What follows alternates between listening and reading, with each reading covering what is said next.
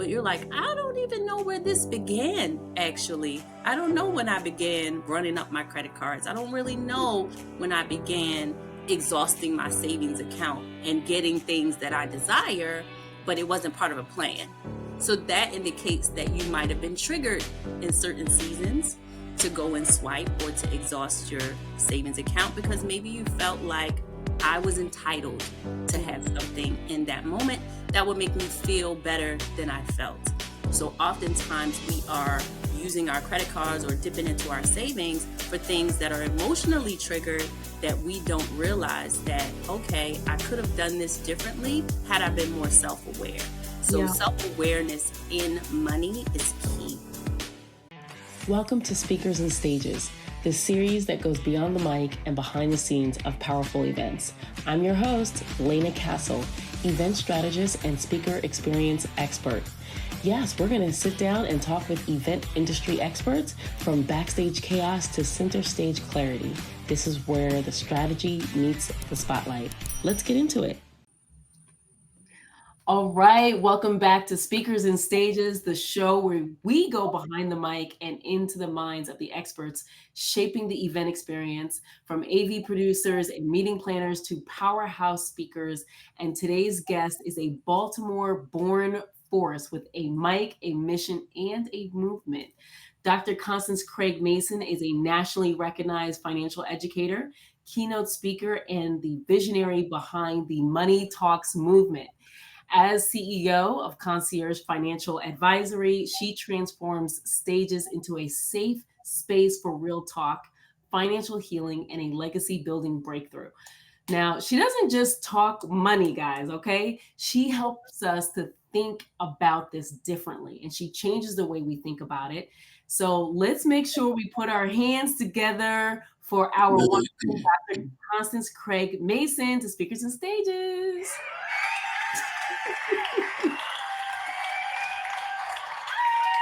Hey. I love that.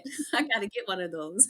Yes, gotta get yourself a pat on the back because the movement that you're doing, I mean, it changes lives and you're impacting in a different way. But Mhm. let's talk about this movement that you've created now. What I love about it is that you're combining those worlds of finance, healing, and empowerment into one Correct. movement. Like, what made you think about putting all these things into one movement? I actually didn't think about doing that. It organically happened. And a lot of times I find that the best movements are those that are organically grown. I feel like I had gone through some things in my life financially and, when I was a child. And I later learned that it would impact and had impacted how I handled money. And most people don't make the connections between how you grow up as a child, what you're witnessing in your home, or whomever your guardians are, to how you navigate your finances. And then, of course, once you get out into the real world and life gets to life, and you Yeah. realize that there are some mistakes that hopefully you turn those mistakes into lessons. And then you can become a better model for those that are watching, whether it's children, nieces, nephews, neighbors, whomever. And the more that I tried to improve upon my own financial life, I Mhm. realized that I was getting more and more excited about the changes that I was able to make. And I was like, if I don't know this, however many other people don't know this, and now that I have the language, I have the tools, I have the community that has my ear and I have their ear, we can really do something. And the pandemic really heightened our impact in Yeah. this particular area, but also in the area of family. Yeah. And we were able to come together, and you were able to help us on some of the platforms we were using a few years ago to really get the word out about, yes, you might be uncomfortable. Yes, this might not be the way you planned it, but that's okay. You can pivot, you can reinvent yourself, you can make changes that will really bring about not just financial increase, but it will change you as a person. Yeah. And that's what I'm all about. How can we progress as people and show that the work is more inner than outer? Now, Dr. Constance, because you put that so eloquently together, for those who are listening, Are there certain things that are red flags that before getting married, like, as we're getting older, maybe somebody's in their 20s, they're trying to figure out and navigate money, and there might be things that are happening, maybe hindsight that they're not thinking about. Is there any flags that they should be thinking about or they should consider when looking at their money? Absolutely. So the flag of being uncomfortable. Mm, You know that you'd like to earn more, like to save more, or even when it comes down to celebrating others, right? You want to get your sibling a birthday card, or you want to do yeah, something really nice for your mom, and you realize that the ends aren't meeting that week. And you're like, I can't even go out here and treat my mom to a steak dinner. And mm, so these are the things that are, you know, you might not consider them to be red flags, but it is a way for you to determine that you don't have enough, or you might consider swiping a credit card for some of those things that I just mentioned. And that is a red flag because oftentimes we're not supposed to use our credit cards for our regular living expenses, such as the utilities or going to the grocery store or things like that, unless it's a strategy. So if you're using it for points, okay, or if you're using it because you know you're going to pay it off at the end of the month and there's some type of incentive, that's different than just using it because the ends aren't meeting. And mm. that is a red flag. This is why you help to change the perspective, you know, Correct. on money and empowerment, because I think empowerment, I guess, to your point, it has to be go hand in hand for them to want to do something differently than what they've always known or what they've always witnessed in their household, That's right? right. Everything starts with intention. And oftentimes we're making agreements with ourselves that we're not even aware of the agreements that we're making because we're just acting out. And then that becomes your thing. But you're like, I don't even know where this began, actually. I don't know when I began running up my credit cards. I don't really know when I began exhausting my savings account and getting things that I desire, but it wasn't part of a plan. So that indicates that you might have been triggered in certain seasons to go and swipe or to exhaust your savings account because maybe you felt like I was entitled to Yeah. have something in that moment that would make me feel better than I felt. So oftentimes we are using our credit cards or dipping into our savings for things that are emotionally triggered that we don't realize that, okay, I could have done this differently had I been more self aware. So Yeah. self-awareness in money is key. So, because you said a couple of different things that I'm really excited about. Now, does someone need to, in order to become self-aware, they do need to dig to understand how they have a relationship with money? Correct. Yes, and that is part of the journey or the discovery, Mm, because oftentimes, and I don't know if you want me to dig into it, but I've learned that there's something called adverse childhood experiences, or what they call ACEs, that really don't have anything to do with us as children. It's really how we're experiencing our life in the home. So whether our parents have enough to go around, whether there's any kind of domestic violence, whether there have been anyone that lives there that has gone to jail, like, of course, any kinds of abuse directly toward the child. But a lot of this is really what we're watching. And it has a huge impact on how we, once we're adults, how we can save, how we can budget, how we can manage credit or any type of lending. And it's like, wow, when I'm in the home with my parents or my grandparents or my aunties or whomever, mm, I don't make any of those financial decisions, but what they are making decisions on will then have a residual of impact on me. And a lot of people don't make that connection. They just think, well, I'm just not good with money. Well, how could you have been if you started out on a rocky foundation that mm, didn't even have anything to do with your decision making? But now that you're out there trying to figure it out, trying to go to school and work part time, and now you have this money, and you're now like, oh, I'm going to go and get those pair of shoes that I like. And I'm going to go out and swipe this credit card that they gave me while I was on the campus. yeah, And you're just thinking that this is free money when it actually isn't, right? This is leverage, but you don't know that yet. These are things that, if not modeled in a positive fashion, that we'll just organically pick up. And later on, it takes some intention to dig back into it and say, where did this actually come from? Where did I adopt this from? Where did I get these thought processes about money from? And it usually stems from our childhood. Now, of course, once you get out, you get married, you start dating, you start working, all of these things compound on top of that. And so there is some digging that's involved, but I love the journey of discovery because I feel like if you're not worth that journey, when will you ever be? Wow. When you speak on various stages about this particular topic, is there something that you're digging into? If it's ending a belief or get them to even consider, because it's such a touchy topic, you Mhm.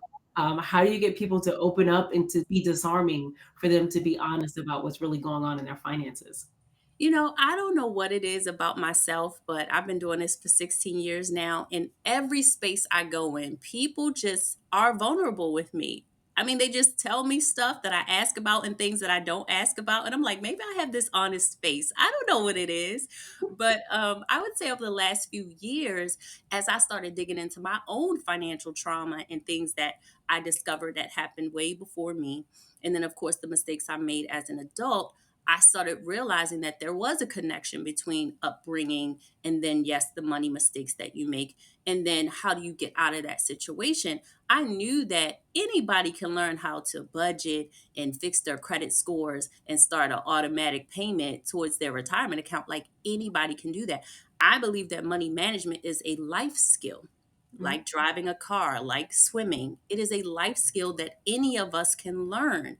But what we cannot learn is what happened to me as a child. We have to go dig back into that part, right? You can get any coach, any advisor, and they can teach you the fundamentals of the skill, but they don't know what happened in your life Right. prior to meeting them. And it is still having an impact on your credit card statements, on your bank statements, on your retirement accounts, right?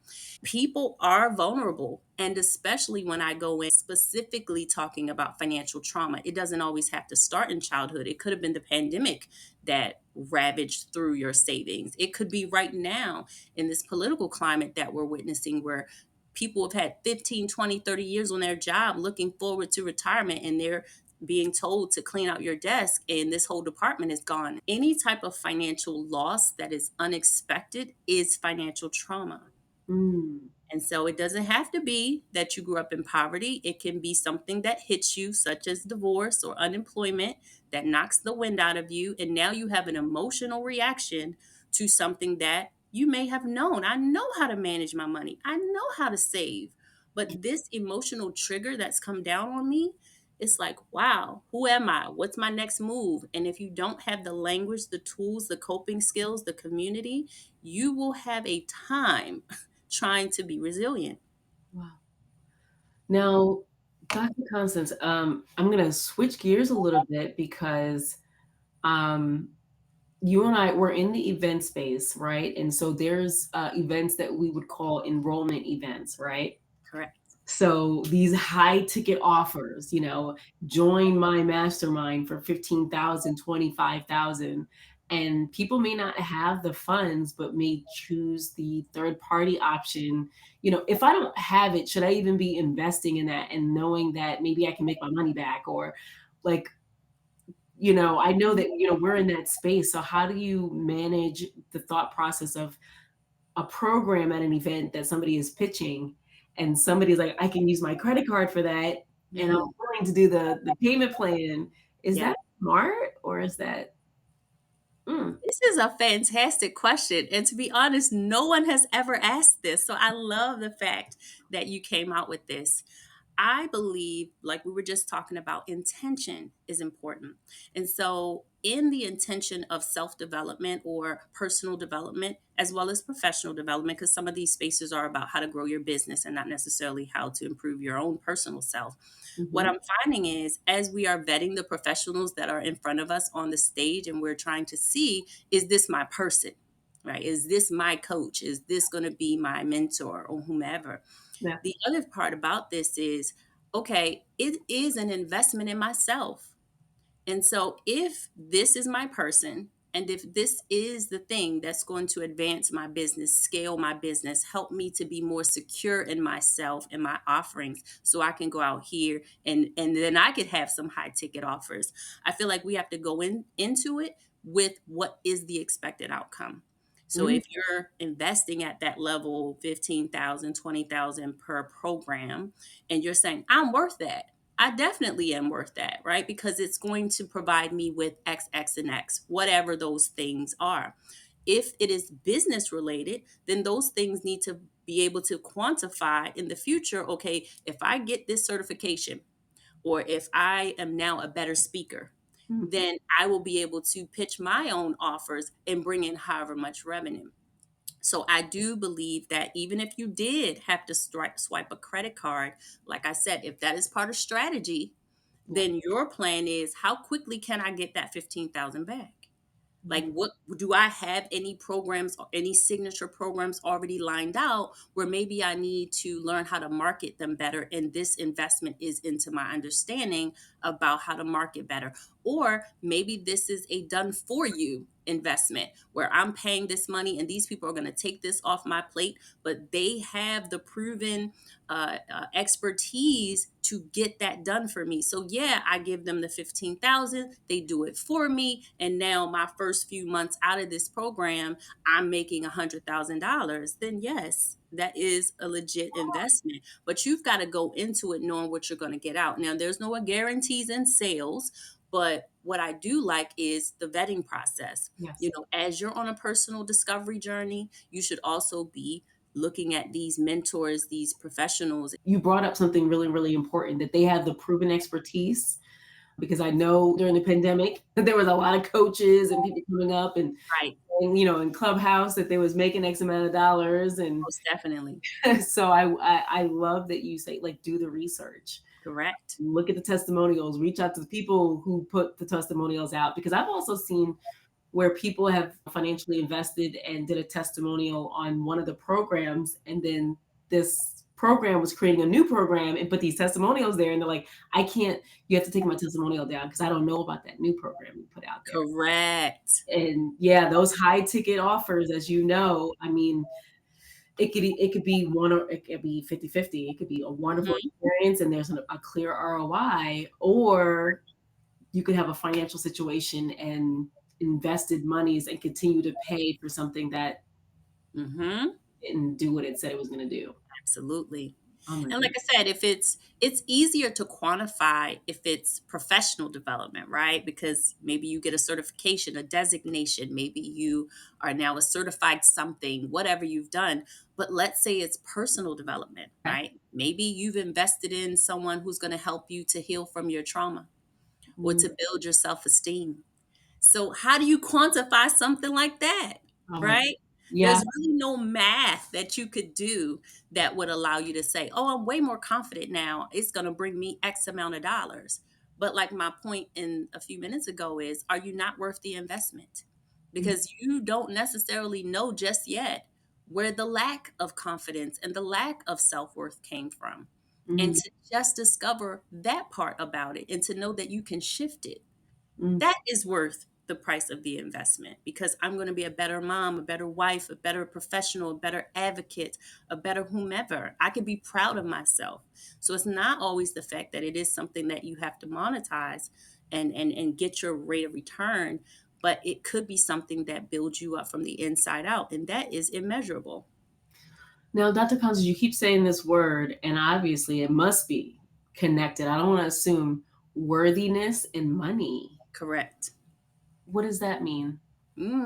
It goes so deep Mm, because a lot of times, and I will say, I have been guilty of this myself. You know how people say, "Oh, you have this imposter syndrome," right? You know you have something, but you don't know how you fit in the marketplace competing with your peers or mm, even people in your family. I'm not the best cook. I'm not the best wife, whatever. You're always comparing yourself to other people.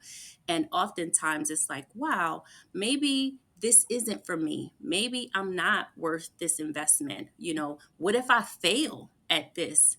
These are real considerations and things that we tell ourselves inside our head before anyone ever says something mean to you on the outside. Sometimes we have this negative self-talk that we're telling our own selves on the inside. And so if you are someone who's struggling with self-worth, which is a residual from financial trauma, it is a residual from childhood trauma where you would lose your self-worth, where you would not consider yourself to be someone who is worthy of living a certain lifestyle, making a certain amount of money, living in a certain neighborhood, going for opportunities where you're going to compete on a stage. Mm, This self-worth, because again, if it's low, then that also means that your income opportunities are low because you're not going to go for the promotion.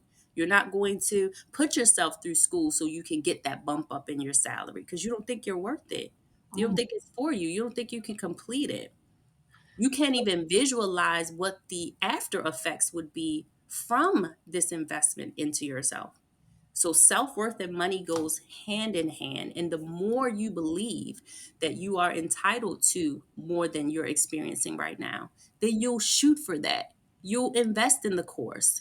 You'll go to school, right? You'll partner with someone. So I truly believe that self worth is really critical. If you're going to choose anything, choose building yourself up. okay, so if I'm not confident or if I think I'm not worthy, should I not make the financial investment at that stage because of my lack of confidence? No, I feel like those two can go hand in hand. And that's why I was saying by vetting that person that you're thinking of working with, because a lot of times they have built into their frameworks also affirmations, or they have certain parts of their program that they realize that if a person is going to change themselves, most times you got to start with mindset.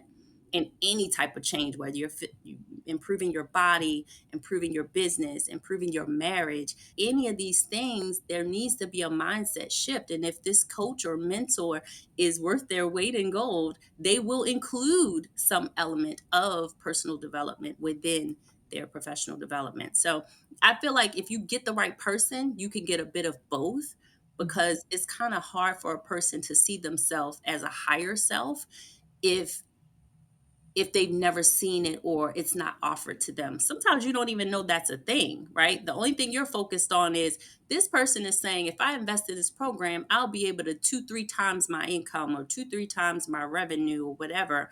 But they don't realize that in part of this journey, I'm going to have to study, or I'm going to have to show up for myself when I don't feel like it or when life is happening. And that is part of developing your character. And you didn't know that that was part of the list of deliverables, but it is still occurring within you. If you're going to pay the money, you want to see it through. Nobody want to waste money. And so Mm. that means I have to show up and I have to do the homework that they give me, and I have to test it out, and I have to talk with people, and I have to do the work. And because I've done the work, now I'm proud of myself. Because I've completed it, now I can go and launch that program or put the book out or go get on stage and share my journey with someone else that does lead to monetization. As you're talking about those things, especially when you're going to speak, how do you incorporate the money movement into, do you weave it into your talk? Do you let the people who are hiring you know? How do you put that out there? About, well, tell us about the movement first. What does it mean? Yeah, the Money Talks movement was started during the pandemic when everybody was uncomfortable. Everything that we knew to be normal had shifted. How we socialized, how we ran our business, if we went to work or the doors were closed, how we went to church, everything was different. And we had to figure it out in real time. There was no precedent for how to handle something like this. And my husband and I came together. We saw other married couples like us that were pivoting and children and all the different things that were going on. And we said, how can we be a light in this time for other people? We didn't host events prior to that. We didn't have any books out, but we just thought, okay, we'll get some people together and we'll talk about our experiences, and those that are actually figuring it out and doing well, they will share their stories and we'll document it. And so we started with now 3 book projects, but at the time it was our first Money Talks. It was about love, money, and entrepreneurship was the theme of the book. And then we spent that onto a conference that was free to people to attend. And it was a multi-day conference. And we thought we were crazy for jumping straight out there, not just doing a one-day event, but a multi-day. And it really did feel like, you were in a physical space because we had comedians and DJs and speakers and like it was fantastic, right? And it was our first time doing it. And so we even knew then we couldn't do it by ourselves. And why should we? We Yeah. should collaborate with people who have a similar mindset or a similar heart towards their community. And each year from, I would say, 21, 22, 23, we kept innovating this movement. And the basis of it was to just have uncomfortable conversations that are transformational, Wow. right? Uncomfortable, yet transformational. And Yes. everything we do is along those lines. It might be uncomfortable, but if you do the work, it will transform your life and your community. And so that is the movement that we started. And yes, we were able to monetize it. But then only recent we decided to turn it into a nonprofit because we're like, we're out here doing the work and some of it's monetized and some of it's not, but we don't see ourselves giving up on it anytime soon. Wow. And we just need to have partners that come to the table where if someone can afford the book or a toolkit or to come to an event that we host, that there is a partner somewhere willing to pay for it so these people can still get the help that they need. And so our nonprofit has been filed. And so we are waiting for the tax exemption status. But we just felt like we were already doing the work. We just want to put a official nonprofit behind it. That is And to your question, when you say, how do we incorporate it into our talks? How do we do that? It really depends on what the host is looking for, because again, they could only be looking for practical money management, okay. not necessarily financial well-being, not necessarily a financial trauma talk. And so I have to ask the right questions to know how I'm going to show up on stage. Now, I am who I am in every space. So I'm going to share my story, which does include financial trauma. And it always connects with people some way, shape, or form. And so I don't believe that I leave my movement behind when I show up on the stage. It's just a matter of how I deliver the content. But I'm always going to talk about how these uncomfortable moments can be transformational if we see it from that perspective. Wow. Oh my goodness. Now you were talking about these conferences and all of these exciting things.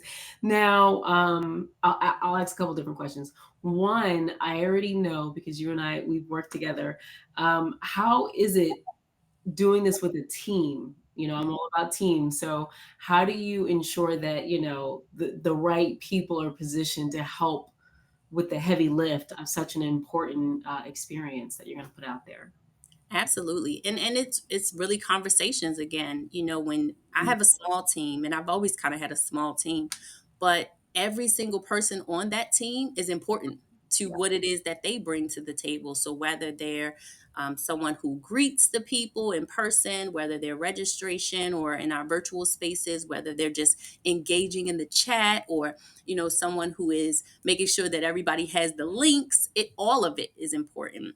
And when we were doing it a few years ago as newbies in the space, we even knew then that I can't wear all these hats. Something's going to slip by the wayside, and we don't want that kind of representation. We want people to come in and feel welcomed. We want them to come in and feel like they're supposed to be there. We want them to come in and realize that they're not in this by themselves, that there are plenty of people in the chat or in the seats that are going through similar experiences, but even the people on the stage, even the experts, have probably gone through the same stuff. And so now we're bringing an authentic voice as well as an expert voice to this space. And so having a team where I don't care what the hat is that you're wearing, Yeah. that you understand the mission and you're committed to that. Wow. And you're committed. I think you said a couple of different words that I think are like, if you're listening, she's saying doing the work, being committed, being intentional. I Yeah, mean, you're gonna have to do something. Waiting absolutely. hours is dead. So, Yeah. I mean, I think that that is so important for people to kind of really wrap around their heads that it's not going to be something that changes overnight, especially if you have financial trauma and you're not addressing it and you are looking to do or have something different in your life if you've never did the work or you're not intentional. So it's not going to be just showing up to your conference. It's like you have to be committed before even showing up that you're wanting It to move out of that space. That is totally it, right? So before you ever know what you're going to learn in that space, your commitment is to yourself to improve. Yeah. You don't know how it looks. You don't know what you're going to have to do. You don't know what you're going to have to pay. You just know that you're uncomfortable and you don't want to be like that anymore. Mm. So just registering and showing up is a level of commitment. Now, once you get in that space, there's another level of commitment where it might be engaging with your peers, with the other people in the space, with the sponsors, with the speakers, engaging. That's the next level of commitment. And then you got to do something beyond that. Don't just go home like after church. You go home, you've been super excited about the songs and the shouting and the message, and then you don't go home and apply any of those scriptures, right? No, in a space where there's transformation is the expectation. You have to then say, what's the call to action that I'm supposed to be taking? Whether it's getting a book, whether it's signing up for a mastermind, whether it is, maybe even talking with someone while I'm there and seeing how I can be on the stage next year with my experience. It just depends, but you cannot walk out of a space that's earmarked for transformation and not do anything, because that is a waste of time and money. And so I feel like the people that are curating these spaces, and everybody wants to say they create a safe space nowadays, but a safe space feels different for different reasons. And a safe space might just be a place where you can share your experiences with no guilt, no shame, but also get in where you fit in. If you can't afford the mastermind, but somebody has a book, get the book. That's still transformation. It's still taking action. It is still transformation.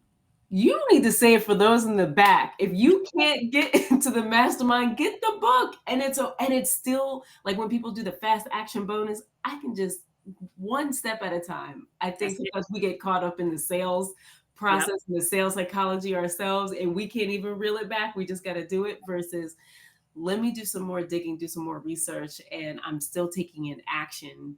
Yes. Oh, that is so good. That's good on both parts, right? It's good on the part of the people that are coming, but it's also good on the part of the people that are hosting. Yeah.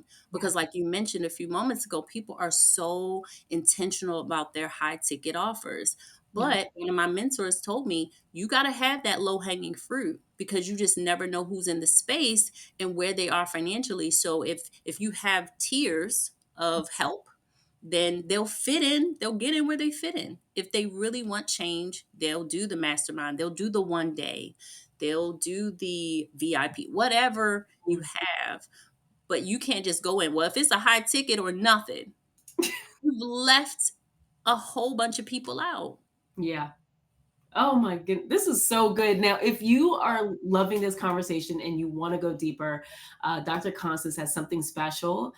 Her Money Talks Financial Empowerment Toolkit. It is packed with resources to help you apply what you've learned from her full color planner to a best-selling book. It has mindset tools, even a mini color pen. Like she has mini color pencils for reflective journaling, and I love this because I love to doodle.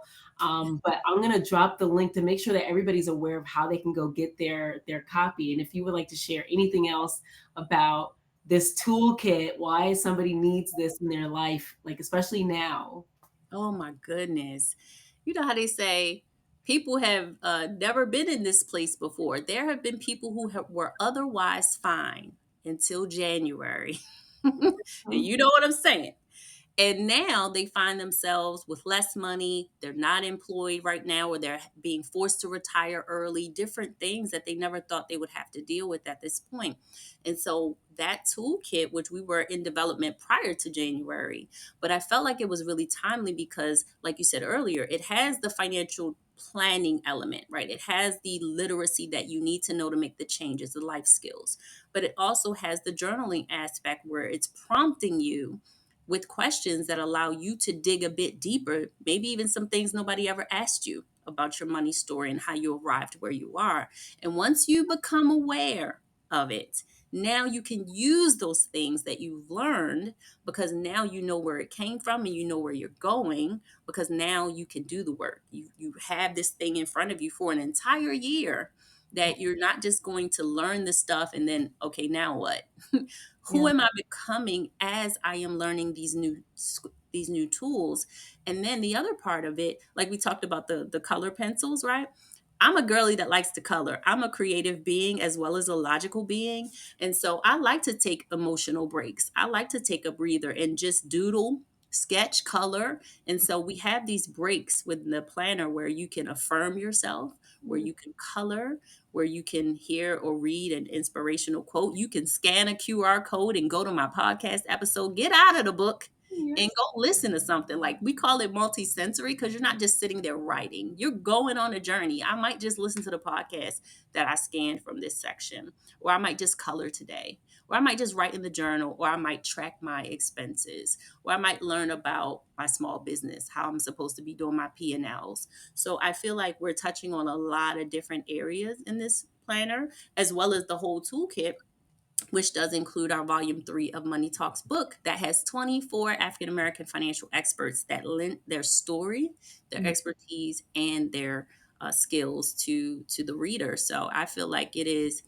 a win. You know, if you're able to get it, or even get it as a gift for someone you know who might be challenged right now. It might not be you, Yeah. but somebody that you know is challenged. You can give it as a gift. Send it right to their house. Mm. Now, my final question, because as we were thinking about speakers and stages, if a speaker is asked to speak, but they're not getting paid to speak, is there Mhm. certain things when you think about how money and this whole move, like how should they think about opportunities differently outside of just the cash flow piece of it? Or is that important for them to say yes only to things that they're getting paid for? You know, we come from a space where if the check ain't written, I'm not showing up. But you know, I come from the world of where yes, you can speak for free. I used to speak a lot in church when I first got started 16 years ago. And like at community events, I would have a vendor table set up wherever I could be where the people were, that's where I wanted to be. Nowadays I know that anything you do with intention, you have to know what you're trying to get out of it. And so if there's a lead list, meaning the host is going to give you access to that lead list, but that also means you have to have a CRM and know what to do with it, which is a whole nother thing. But at least if you could get the list, you could get back in front of these people at any given time. The other thing that I started doing is creating like an evaluation form that's specific to that event. And I will ask them, what did they enjoy? What do we need to talk about on the next event? Making the assumption that I'm coming back. Yeah. And then at the bottom, there will be areas of financial planning where they might have a question about insurance or investing or retirement or whatever. They get to check a specific box to say, okay, we didn't talk about it today one on one, but I'd like a call. I like to meet. And so I never go anywhere without my evaluation form because it lets me know when I'm doing well as a speaker. And then some people will say, oh, I wish you touched on this longer, or I wish we stayed in this topic a little bit long. Like they will give you feedback. And I love the feedback because I am continuing to develop. And I walked away with a stack of sheets with people who are like, I want to talk to you Yeah. after today. So going into a free event, knowing if I get nothing but 15 or 20 of these sheets, I can turn that into whatever I want. Which Wow. sometimes I feel like that's better than the email list because the email list could be a bunch of random people, people that showed up, people that didn't show up. But Yeah. this stack of papers, these people were in my session and they know my voice, they know my story, they know what I do and why I do it and who I do it for, and they want to talk to me. So at the very least, whether you're getting paid or not getting paid to be on the stage, you should no less walk away with actual tangible leads Yes. that you can then put in your CRM and or have your executive assistant or someone call because those are hot Yeah. hot leads, you know, because you're already been vetted. You've Yep. been on the stage. They want to hear from you one on one. So I feel like yes, getting a check is fantastic, but just make sure that you're able to walk out of that place with written sheets where Yeah. they're like, call me next week. Don't forget. I've actually had people say they see me in the hallway after my set and they're like, make you're gonna call me, right? And I'm like, Yeah. yes, yes, we are, you know? I love this. Oh, well, I we got to do this again. First of all, I'm learning so much as just being able to sit here and mentally take some notes, and I'm typing some things just for even my own reference. Everyone can learn something new and gain insight.